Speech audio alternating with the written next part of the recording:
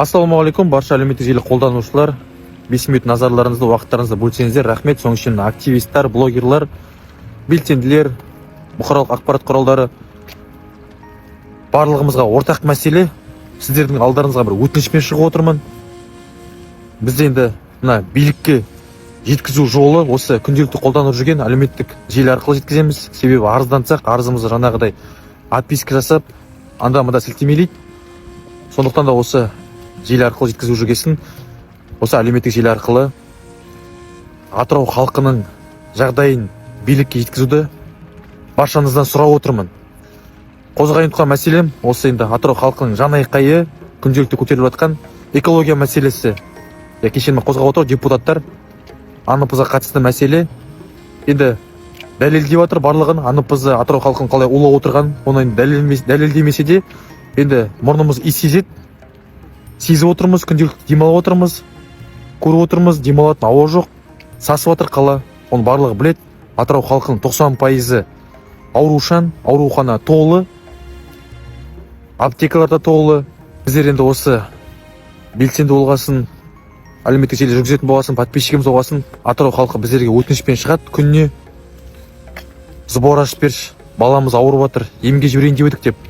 Біздер енді білеміз, медицина жоқ. Енді мемлекет тарапынан ешқандай ондай ауыратқан балдарға қолдау жоқ. Европаға, шетелге апарып емдеуге. Сондықтан да осындай белсенділерге хабарласады. Көріп жатырмыз. Бір үйден 2 бала ауыратқанда көріп жатырмыз.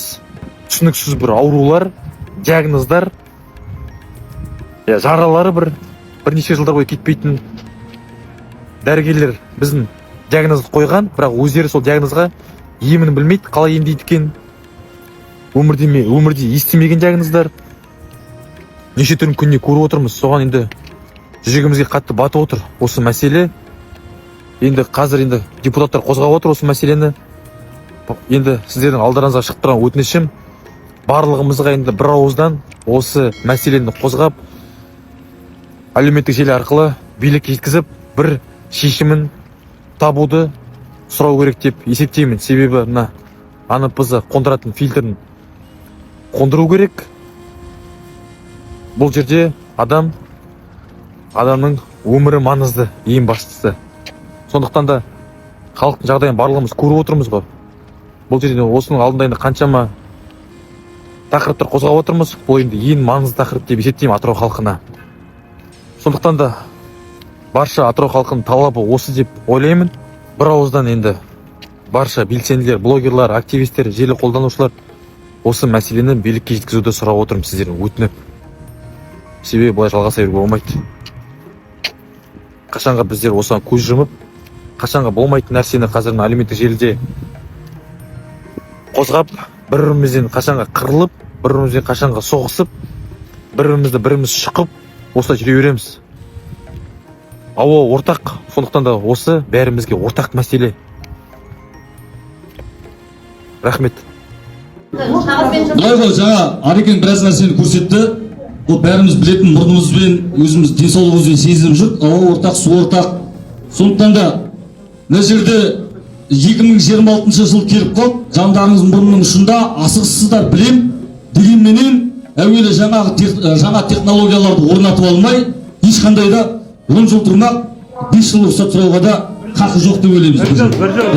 Сол бір екіншіден сұрақ.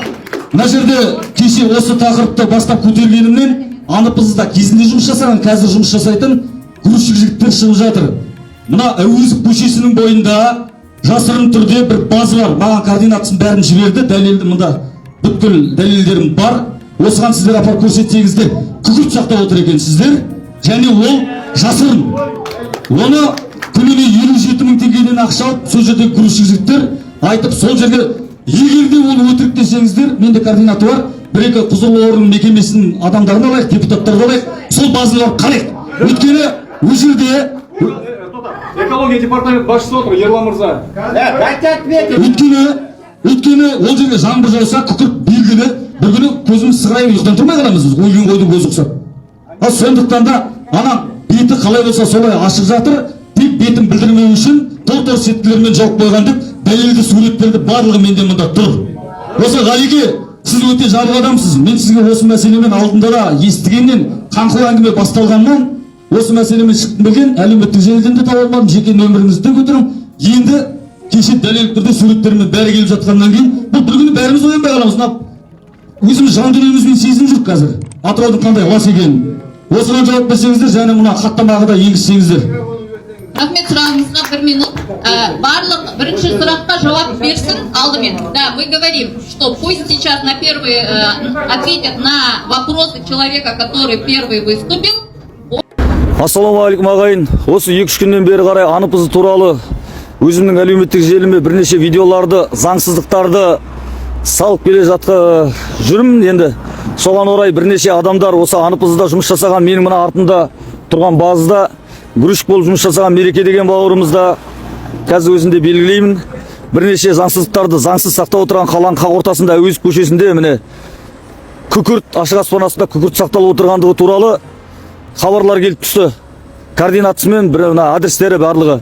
Енді ол туралы кеше қоғамдық тыңдауда да осы МУЗ-дің бас генеральный директоры Жусанбаев мырзаның өзінше де айттым. Ол видеоны да қазір осы монтаждап, тіркеп, осы видеоның астына саламын. Енді бүгін бірнеше депутаттар бар, және экология комиссиясының төрағасы Арман Хайруллин, қалалық мәслихат депутаттары Өтеміс Сағамыз, Юра депутат, және экология департаментінің басшысы Ерлан мырза, және қаламгер журналистер Нұрислам Құспанғали, әрі өзіміздің саламат ініміз бірнеше азамат болып келіп осы жерге дрон ұшырып, көзіміз жеткендей болып жатыр.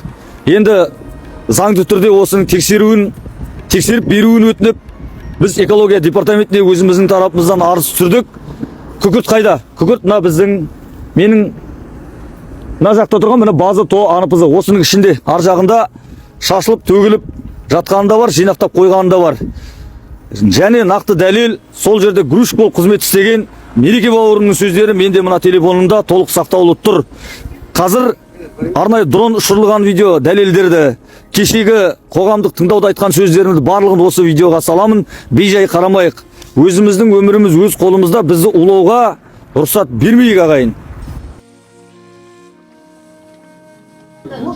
Бұлай ғой, жаңа Арекең біраз нәрсені көрсетті. Ол бәріміз білетін, мұрнымызбен, өзіміз денсаулығымызбен сезініп жүр. Ауа ортақ, су ортақ. Сондықтан да мына жерде 2026 жыл келіп қалды. Жандарыңыз мұрнының ұшында, асығыссыздар білем дегенменен әуелі жаңа технологияларды орнатып алмай, ешқандай да 10 жыл тұрмақ, 5 жыл рұқсат сұрауға да хақы жоқ деп ойлаймыз.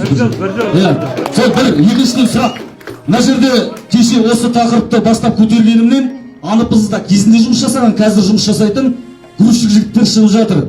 Мына Әуезов көшесінің бойында жасырын түрде бір база бар. Маған координатасын бәрін жіберді, дәлелді мұнда бүткіл дәлелдерім бар. Осыған сіздер апарып көрсетсеңіздер, күкірт сақтап отыр екенсіздер, және ол жасырын. Оны күніне 57 мың теңгеден ақша алып, сол жерде грузчик жігіттер айтып, сол жерге егерде ол өтірік десеңіздер, менде координаты бар, бір-екі құзырлы орган мекемесінің адамдарын алайық, депутаттарды алайық, сол базаны алып қарайық. Өйткені ол жерде Экология департамент басшысы отыр, Ерлан мырза.